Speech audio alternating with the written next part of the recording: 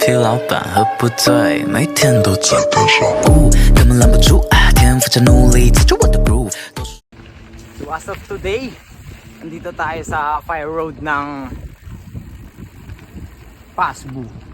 And then, what I'm sharing is this new Revoray Brakes Y1 na gamit ko ngayon.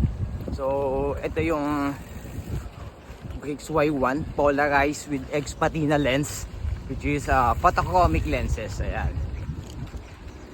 Ang bike lang tayo dito sa fire road.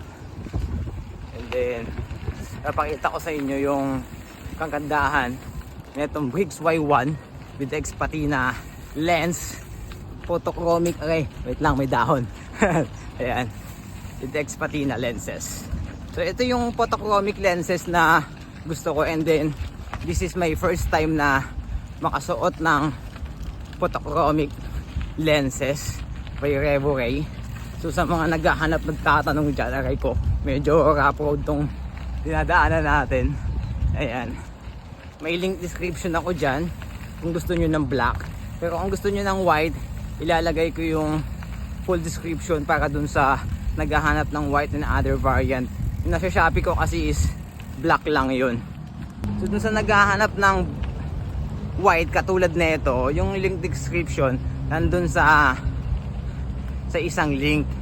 And then yung sa naghahanap ng black, meron nito doon sa Shopee link natin na nakalink sa mismong Facebook natin.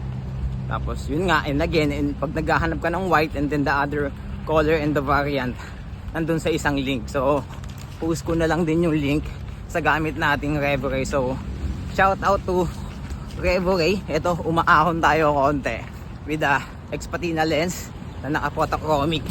So yun lang, ride safe sa lahat. Whoop whoop.